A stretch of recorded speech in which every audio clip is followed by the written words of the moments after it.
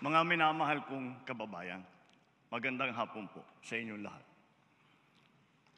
The hard lesson of this last year has made it very clear that whatever current data proudly bannering our country as among the best performing in Asia means nothing to a Filipino who is confronted by the price of rice at 45 to 65 pesos per kilo.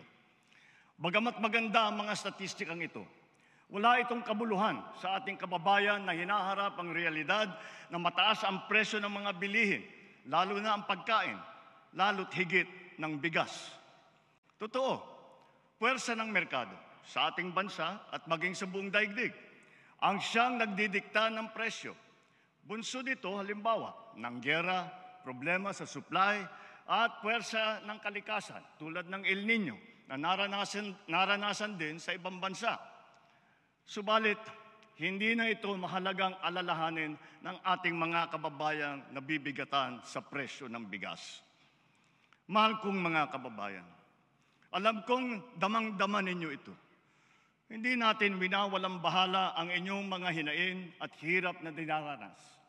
Sa kabila ng mga hamon ng ating kinakaharap, nasaksihan natin ang pinakamataas na ani ng palay sa bansa nitong nakalipas na taon. Pumalo ito sa lagpas 20 milyong tonelada, ang pinakamataas na ani mula noong 1987. Gayunpaman, ang ani na ito ay katumbas lamang ng 13 milyong tonelada ng bigas. Kulang pa rin ito para sa ating pangangailangan na 16 na milyong tonelada ng bigas, kung kaya't napipilitan tayong mag-angkat. Ngunit, lokal na produksyon pa rin ang ating mas bibigyan ng halaga. Kaya patuloy nating sinusuportahan ang sektor ng agrikultura upang mapabilis, mapadali at mapalakas ang produksyon mula sa pagpunla, pag-ani at paghuli hanggang sa pagbiyahe at pagbenta, upang maiwasan din ang pagkasira ng mga produkto. Nitong nakalipas na taon, higit 100 milyong kilo ng mga sari-saring binhi, suwi at pataba nang ipinamahagi sa mga magsasaka. Namigay rin ang pamahalaan ng mahigit 300,000 inahin upang ito ay maparami. Para naman sa mga mangingisda, mahigit 500 milyong fingerlings at 3,000 mga bangka ang napamahagi. Nakakatulong din ang mga ginawa at inayos ng mga fish port at cold storage upang masuportahan ang kanilang industriya. Bukod pa sa mga ito, naroon din ang mga teknikal at pinansyal na tulong para sa dagdag na kaalaman sa mga makabagong pamamaraan at pagkukunan ng sapat na puhunan. Handa na rin ang pamahalaan na ilabas ang mga bakuna laban sa swine fever na magpapalakas sa mga alagang hayop at magbibigay ng garantiya sa mga magsasaka laban sa pagkalugi.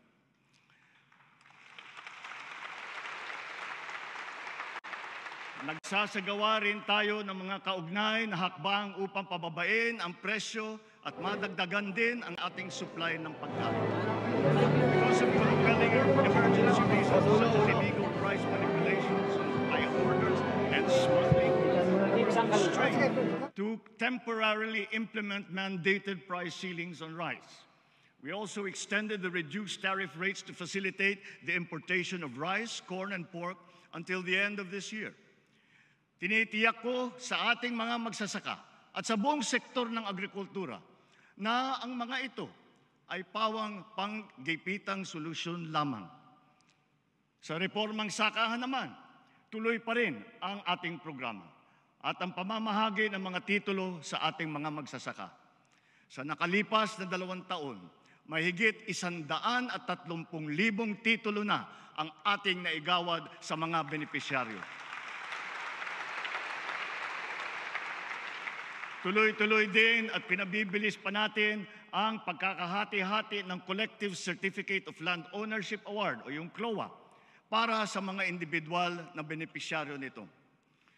Pinamamahagi na rin ang mga Certificate of Condonation kaugnay ng pagpapawalang bisa sa mahigit 57 bilyong piso utang na may 600,000 benepisyaryo. Bukod pa rito, naresolba rin ang mahigit 70,000 mga kaso patungkol sa reformang agraryo. Kasama rito ang mahigit 2,000 kasong matagal nang nakabinbin bago pa man pumasok ang administrasyon. Through modernized customs procedures and heightened enforcement efforts, more than 2.7 billion pesos worth of smuggled agri-fishers program. Bilang leksyon, ang mga nasabat na kargamento ng bigas ay agad nating ipinapamahagi sa ating mga mahihirap na kababayan. Ganon din ang sasapitin ng lahat ng mga ipupuslit ng mga bigas. Ang ibang mga produkto naman ay ating sisirain o susunugin, bukod pa sa pagkakakulong sa mga mahuhuling mga salaryman. Soon, we will be implementing the pre-border technical verification and cross-border electronic invoicing of import commodities. This will send a strong message that we mean serious business. To reduce unnecessary business costs, local government units no longer collect fees and charges from motorists transporting goods and merchandise while passing through national roads. On the same principle, LGUs have been strongly urged to refrain from collecting similar fees for the use of local roads. Nagsilbing kaagapay ng taong bayan ang kadiwa sa panahon na mataas ang presyo ng pagkain. Dahil naging epektibo ito, ang mga kadiwa centers ay magpapatuloy pa. Katuwang ang mga lokal na pamahalaan, dinagdagan pa natin ang mga kadiwa sa iba't ibang panig ng bansa. Higit sa lahat, layunin nating gawin permanente rin at mas madalas pa ang pagdaraos ng mga kadiwa. Matapos ngayong taon, ang 1,200 kilometro ng mga farm-to-market roads sa buong bansa. Mahigit 9,300 makinarya ang maipapamahagi at pasilidad na magagawa ngayong taon. Patuloy tayo nagbubukas at kukumpuni ng mga irigasyon sa buong Pilipinas. Ngayong taon, bibigyan natin ng patubig ang halos 45,000 hektarya ng bagong lupain. Bubuhayin din natin muli ang irigasyon sa halos 38,000 hektarya ng lupain sa buong bansa. Isa sa mga natatapos na proyekto ay ang Stage 2 ng Malitubog-Maridagao Irrigation Project. Halos 10,000 hektarya ng lupain sa North Cotabato at sa Maguindanao del Sur ang masiserbisyuhan ng irigasyon na ito. Ang ilan sa mga ginagawa nating irigasyon ngayon ay solar. Ibig sabihin, pinapatakbo ang mga ito ng haring araw, hindi nauubos at hindi nangangailangan ng paggamit ng krudo. Isang halimbawa ay ang kakabukas lamang na Kabaruan Solar-Powered Pump Irrigation Project sa Quirino, Isabela. Samantala, dahil sa Halaur River Multipurpose Project sa Iloilo, halos 32,000 hektarya ng lupain ang mabibigyan ng patubig. Patutunayan ng proyekto sa Halaur River ang pinalalawig na potensyal ng irigasyon. Hindi na lamang patubig sa sakahan ang kaya nitong gawin. Ito na rin ay magagamit sa pagkontrol ng baha, paglikha ng kuryente, at pati na rin para sa turismo. Moving forward, irrigation dams will supplement all our other bulk water projects to ensure water security for our people, especially in the underserved areas. Matindi ang naging epekto ng dumaang El Nino, lalo na sa mga sakahan. Sa tinamong pinsala mula sa pagkasira ng mga pananim, nagkaroon ng proteksyon ang ating mga magsasaka sa pamamagitan ng ating binigay na crop insurance. Sa nakalipas na 2 taon, mahigit 9,000 piso halaga ang naging bayad pinsala para sa mga apektadong magsasaka at mangingisda. Ngunit, mainam na rin na nailunsad na maaga ang mga modernong paraan ng pagtatanim tulad ng low water use farming technologies. Sa ating nasimulan na proyektong Lawa at Binhi, isinasagawa na ang mga modernong imbakan ng tubig upang lalong maging handa at protektado ang ating mga magsasaka sa banta ng tagtuyot. As we can see in all the world, weather events are, as has been predicted, getting more extreme, such as torrential rains that instantly shift to scorching heat waves or vice versa. Our country's geographical location makes us highly vulnerable to the adverse effects of climate change. Precisely because of our inherent vulnerability, we are proactive advocates for heightened climate responsibility and justice on the global stage. To this end, we have secured a seat on the board of the Loss and Damage Fund. And further, the Philippines has also been selected as host country to that fund. This will require an enabling law from Congress to confer the legal personality and capacity to the board. This welcome development shall complement all our other climate adaptation and mitigation measures and give us a strong voice to access the needed financial assistance for climate-related initiatives and impacts.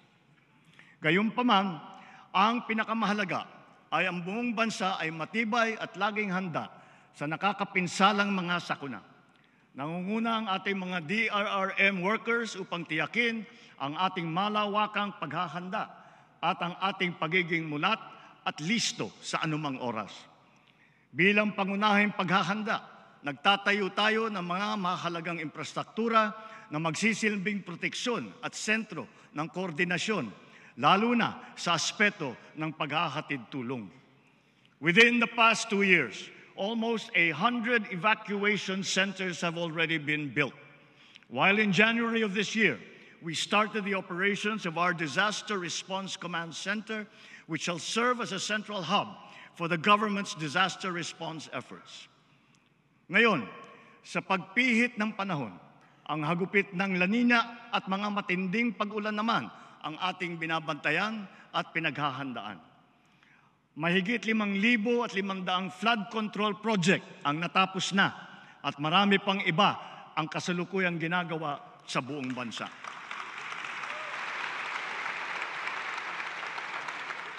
Isa na rito ay ang Flood Risk Management Project sa Cagayan de Oro River na magbibigay ng pangmatagalang proteksyon sa mahigit 600 ektarya ng lupa at 60,000 nating mga kababayan. Isa pa ay ang proyekto sa Pampanga Bay na magsisilbing karagdagang lunas sa mga pagbabaha. Noong Enero, inilunsad natin ang Kalinisan sa Bagong Pilipinas, kung saan pinakilos natin ang ating mga barangay upang maglinis sa kani-kanilang komunidad. Sa 5 buwan lamang, mahigit 40,000 tonelada ng basura ang nakolekta ng mahigit 22,000 mga barangay sa buong bansa. Inaasahan ko ang tuloy-tuloy na suporta ng mga lokal na pamahalaan sa paglilinis ng ating pamayanan. Bilang halimbawa rin dito sa Maynila, nagsimula na ang malawakang pagtutulungan upang bigyang buhay muli ang Ilog Pasig.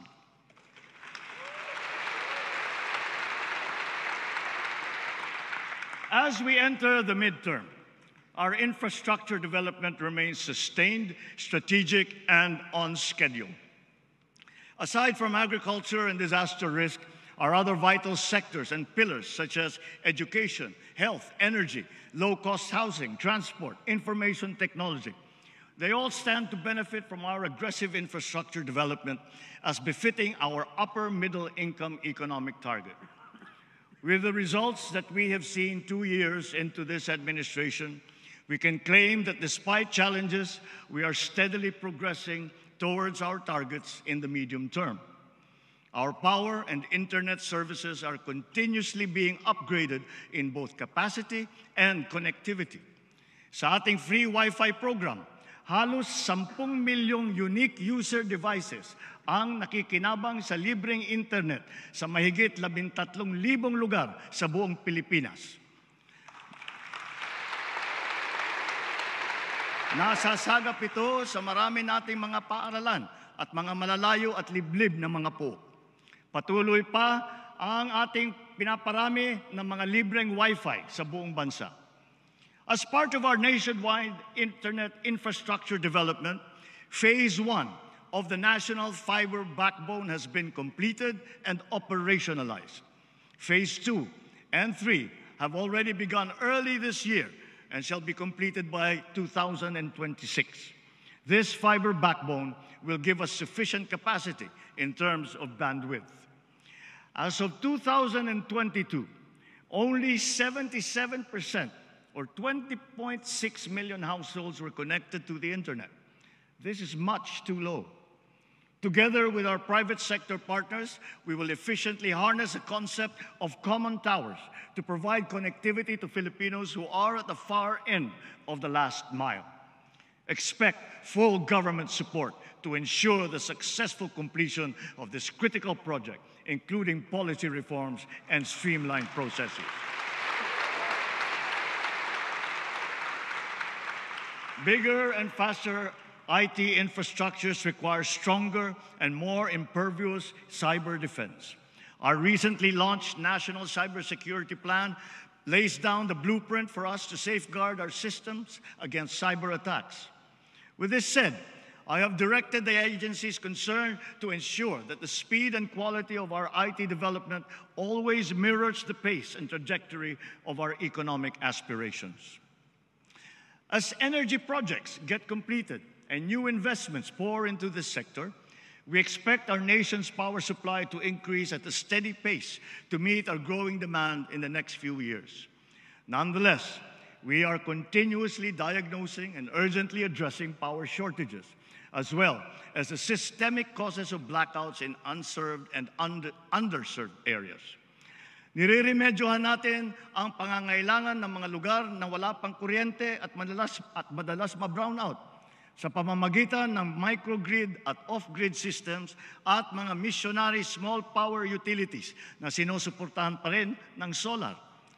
Running through Bataan, Pampanga, and Bulacan, the newly inaugurated Mariveles Hermosa San Jose transmission line will further strengthen the reliability of the Luzon power grid. In the Visayas, all stages of the Cebu-Negros-Panay Backbone Project have likewise been completed. This project shall serve to stabilize the power situation in Western and Central Visayas and avert recurrences of power outages experienced in the past.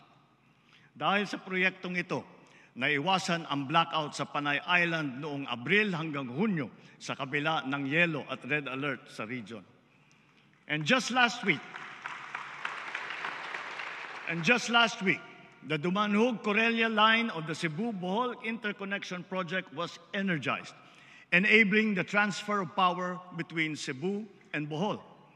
With these systems currently operating at capacity, these major power lines shall contribute to the efficient power exchanges not only between Luzon and the Visayas, but also involving Mindanao.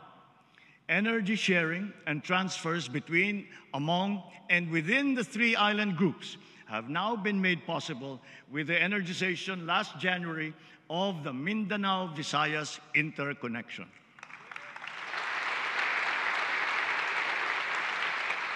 The energization of the Mindanao-Visayas interconnection is a defining moment, not only for the power sector, but for the entire country. Finally, we have connected the power grids of all three major island groups.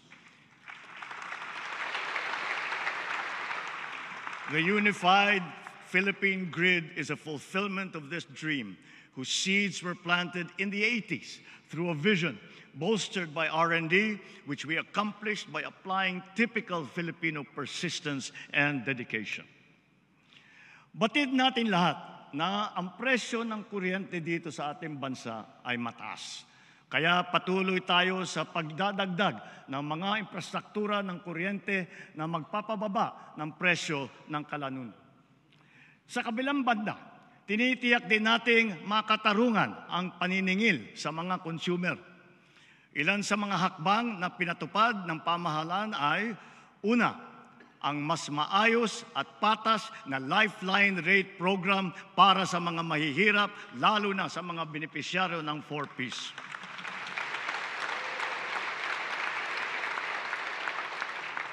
Pangalawa, ang naging pangsamantalang pagsuspindi ng fit-all tariff sa ating electric bill.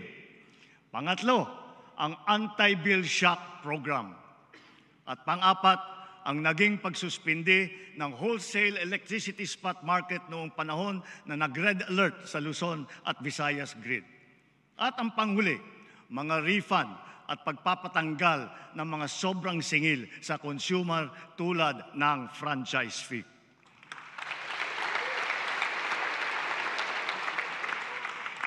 Binabalikan at binubusisi natin muli ang EPIRA upang malaman kung angkop pa ba ito sa ating kasalukuyang sitwasyon o napapanahon na ito ay amyendahan. Hinihiling ko sa Kongreso na pagtulungan na natin ito alang-alang sa kapakanan ng mga Pilipino. Sa taas ng presyo ng kuryente sa bansa, nahihirapan hindi lamang ang mga negosyante, kung hindi lalo na ang taong bayan.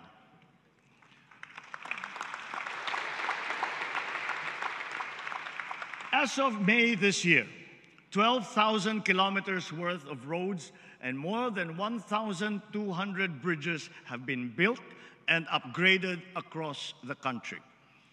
Of note, we have provided a budget to upgrade 367 bridges and almost 1,600 kilometers of road along our country's longest thoroughfare, the Maharlika Highway from Luzon all the way to Mindanao. Moreover, significant segments of major expressways which are part of the Luzon Spine Expressway network have now been opened to the public. The SLEX connector and the Plaridel bypass will be fully completed by the end of this year.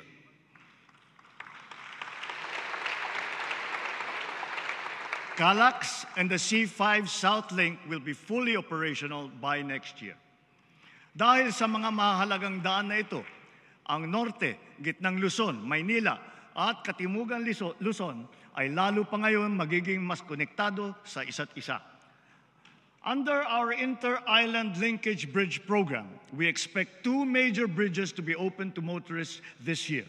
One is the Panguil Bay Bridge, touted as the longest water-spanning bridge in northern Mindanao.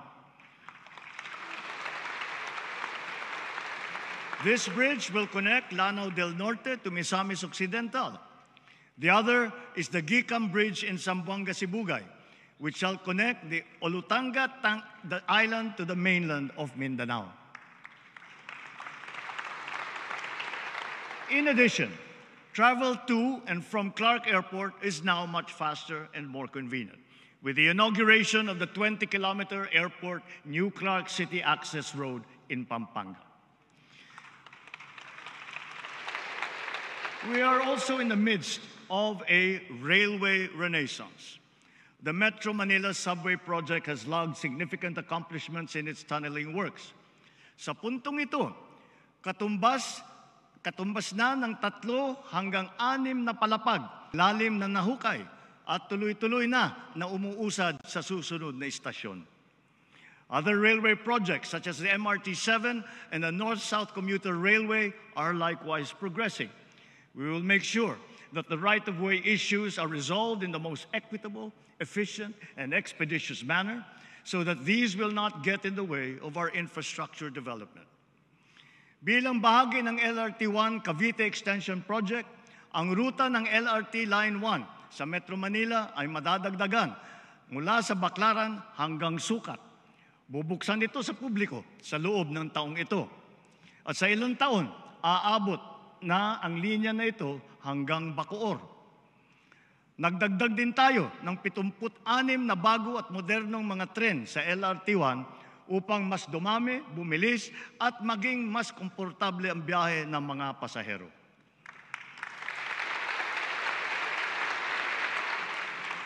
Kamakailan lamang, binuksan naman natin muli sa publiko ang PNR Bicol Line na may habang 100 kilometro mula Naga hanggang sa Legazpi.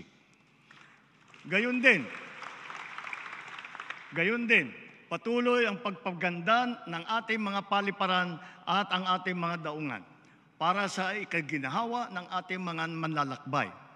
Unang-una na rito ang paliparan ng Maynila. Sa pangangasiwa ng pribadong sektor, inaasahang gaganda ang itsura at serbisyo nito sa mga susunod na taon. Soon, it will be capable of accommodating 48 flights per hour, servicing our ever-increasing local and international flight routes, and catering to more than 62 million passengers every year. More than 70 airports and seaport development projects across the country have now been completed, and another 350 ongoing projects are set to be completed by the year 2028. Notably, the capacities of the passenger terminal buildings of the General Santos Airport and the Bicol International Airport have been expanded by 300 and 500%, now catering to 2,000 and 1,600 passengers respectively. Meanwhile, the Batangas Port PTB, our popular marine gateway to Mimaropa, the Visayas, and to Mindanao, can now accommodate 8,000 travelers at any given time. Thanks to Congress, the public-private partnership as a crucial funding mechanism for big-ticket projects is now institutionalized by the force of law.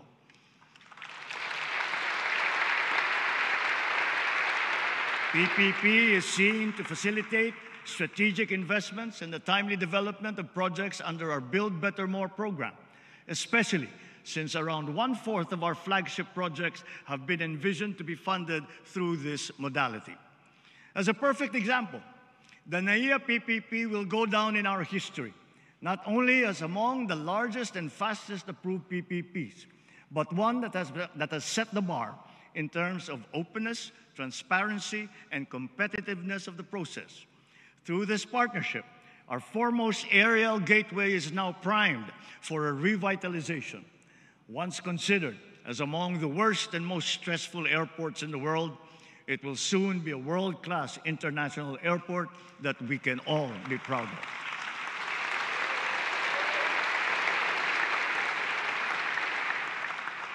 But even before that, the UP-PGH Cancer Center is the first PPP to be approved in this administration.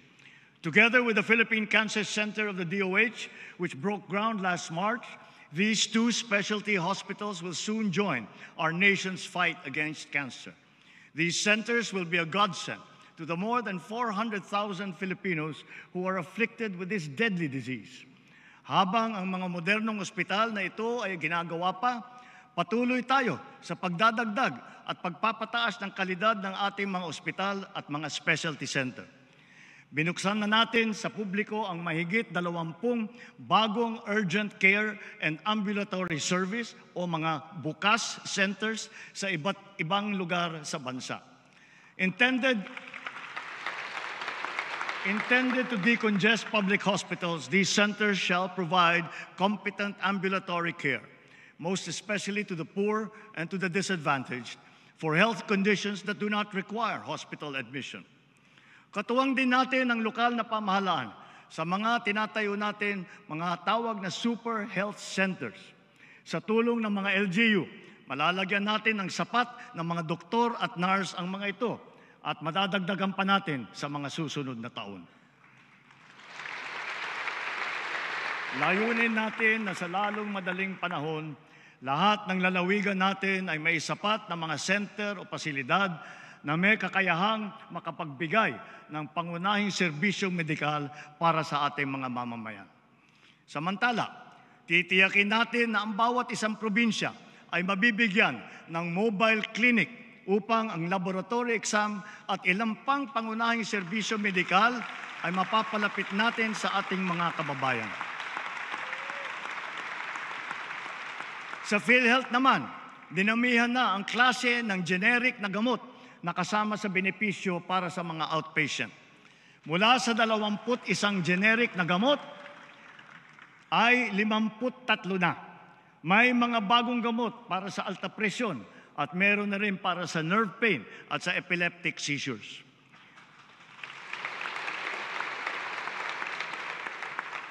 Bilang tugon sa dumaraming insidente at tumataas na presyo ng pagpagamot, itinaas na ng PhilHealth ng mahigit doble ang mga benepisyo para sa mga malulubhang karamdaman tulad ng acute stroke at pulmonya. Ang limit na ngayon para sa mga kondisyon na ito ay itinaas na hanggang 76,000 piso at 70,000 piso. Upang mapaigting pa ang paglaban natin sa kanser, tinaasan ng PhilHealth ng mahigit 1,000% ang benepisyo para sa pagpagamot ng breast cancer. Ang dating limit na 100,000 piso, ngayon ay ginawa na nating 1.4 million pesos.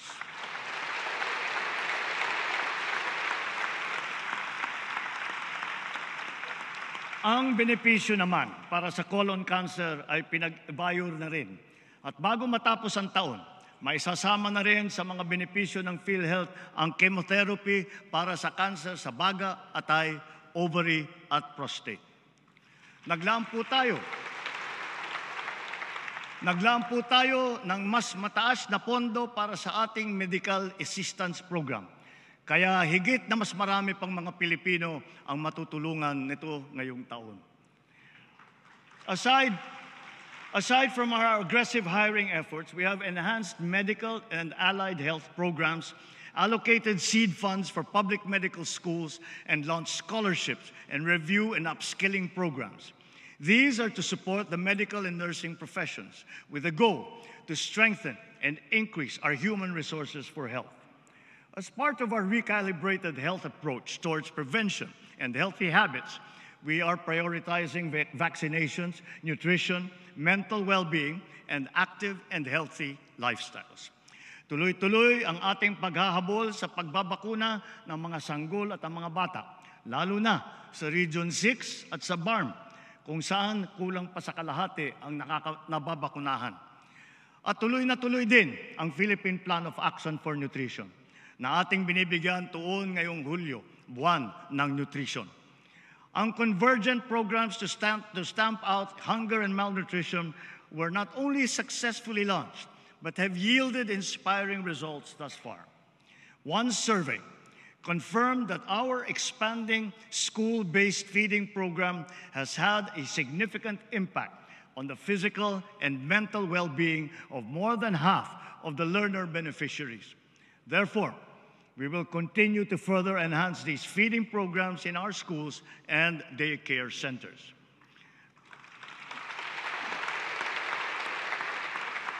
The recently launched Walang Gutom 2027 will now be fully rolled out from the initial 2,300 households, now all the way to 300,000 food-poor households across the country by the end of this year.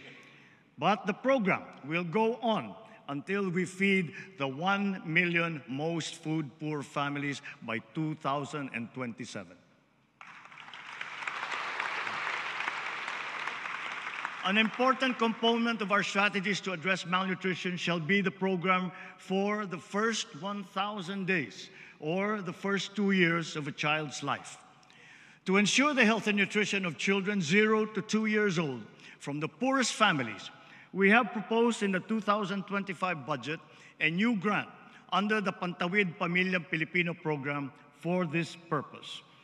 Sa pamamagitan nito, ang isang buntis o ang isang ina na benepisyaryo ng 4Ps ay mabibigyan ng karagdagang tulong pinansyal na laan para sa kanya at sa kanyang anak. Ang tulong na ito ay upang matiyak na siya at ang sanggol na kanyang sinapupunan o batang anak ay maaasikaso ng doktor, mababakunahan at mabibigyan ng sapat na nutrisyon.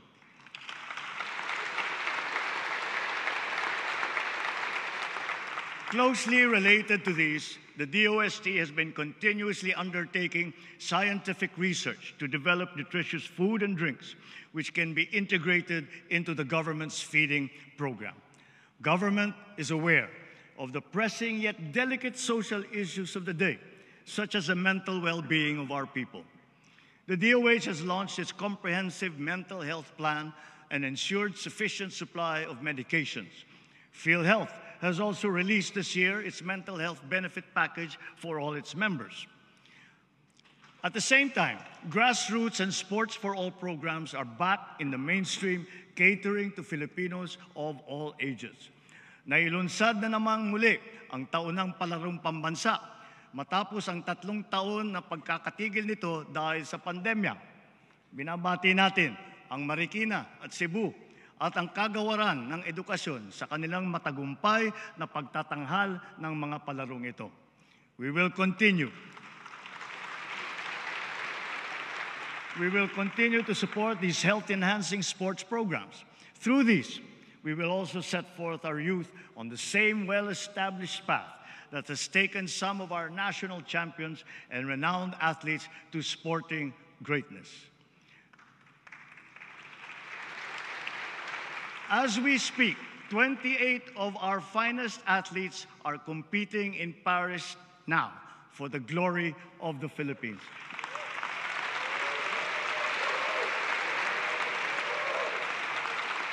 Let us wish them well and the best of luck. Sa larangan naman ng edukasyon, investing in our own people is not only a fundamental moral imperative for us, but an economic one as well.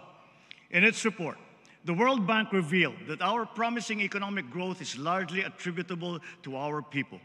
The great bulk of the country's wealth is being created by the skill, the industry, and the resourcefulness of all Filipinos. Ngunit, sadyang marami pang ibubuga ang Pinoy. We must harness the totality of the Filipinos' potential. Thus, for consecutive years, we have prioritized an increase in budget for the inclusive development of Filipinos, not just in food, nutrition, and health, but even more so in education and training. Recent assessments have revealed the poor reality that more than half of our grades 6, 10, and 12 students have failed to reach the ideal proficiency levels, faring low in information literacy, problem solving, and critical thinking skills. Therefore, our National Learning Recovery Program must proceed without the slightest disruption, especially in basic education. Our system of education must be strategically calibrated to make sure that our youth are not only taught to become literate, but it has also consciously developed them into problem solvers and into critical thinkers, hungry for success, ready for the future. Similarly, as we relentlessly address the classroom gap, the digital gap must also be bridged with equal intensity. We are working towards the day when all students will be equipped with computers, smart TVs, essential programs, digital books, and once again, access to reliable power and the internet. Digitalization and solar-powered electricity must now become the standard features in our schools and in our classrooms. Simply put, this is educational reform through technology. The perennial problems surrounding textbooks shall be resolved. The production of instructional materials, especially textbooks, which are up-to-date and error-free, must be ensured. The whole process, from approval of manuscript to procurement, all the way to distribution, will be cut short from its present 3 years to just 1 year.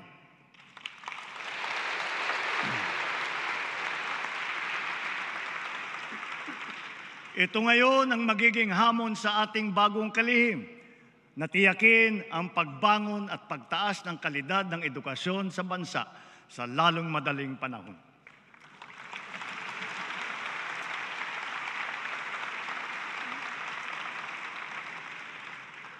Clearly, of course, the quality of our education rests on the quality of our teachers.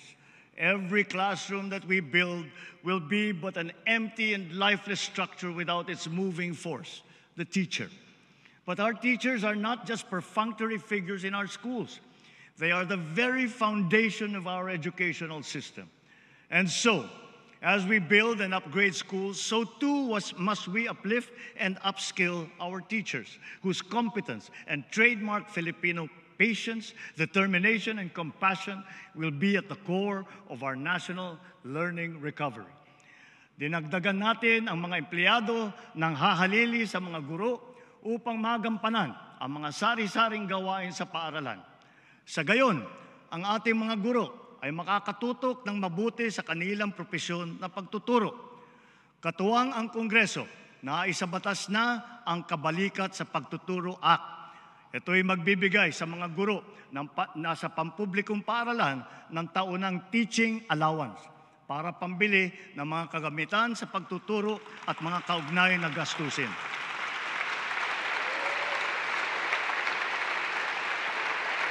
Matatanggap na nila ito simula sa susunod na taon. Meron na rin silang personal accident insurance mula sa GSIS. Makakapaghatid din ng dagdag na ginhawa ang Special Hardship Allowance para sa mga karagdagang public school teacher na masasaklaw nito na nakakaranas ng matinding hirap at panganib sa kanilang araw-araw na pagtatrabaho. At wala na ring utang taging sa mga teacher. Hindi magiging hadlang ang kanilang pagkakautang upang makapag-renew ng kanilang mga lisensya. Bagkus, marapat lamang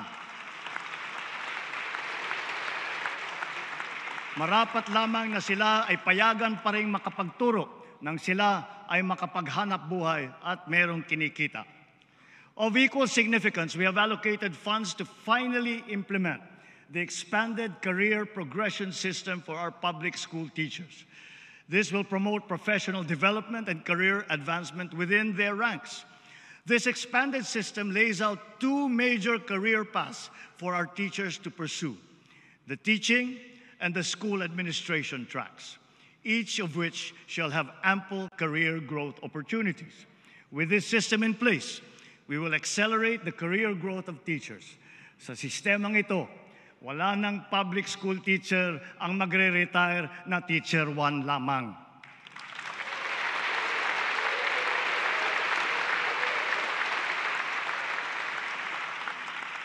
Sa madaling sabi, kung talagang ninanais nating maging matagumpay ang hinahangad nating pagbangon sa larangan ng edukasyon, sila, ang ating mga guro, ang dapat nating itaguyod at patatagin.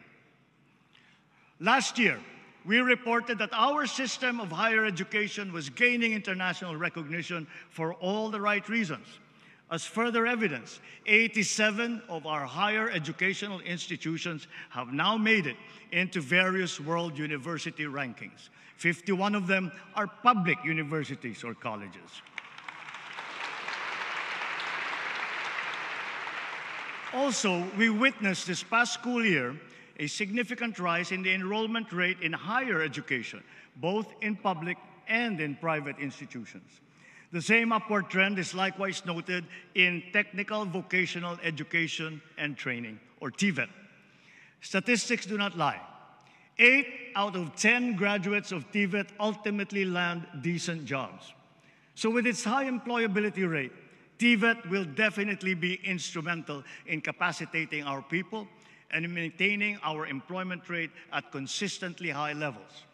Cognizant of its potential, the DepEd, CHED, DOLE, and TESDA have joined forces now to incorporate TVET in the senior high school curriculum to further boost the employability of our students. The Philippinovation and Balikhaing Pinoy programs have been launched, both drawing vast interest and inspiring key sectors and the public to generate solutions, to share ideas, and to drive innovation forward across the country. The IT and creative sectors are burgeoning industries, knowing no territorial bounds, and they hold great promise for our talented and hardworking people. This is the call of our times, and we are moving to answer that call. The schools will serve as a preeminent incubators of the innovative and creative energies of all Filipinos. Advanced learning systems and technologies in the areas of robotics, artificial intelligence, and the Internet of Things shall be made available in TVET innovation centers nationwide. Highly technical and professional level training courses will soon be launched, notably in cybersecurity and in the creative industries. Of our globally ranked HEIs, 63 have made it into the WURI Global Top 300 Innovative Universities. In the face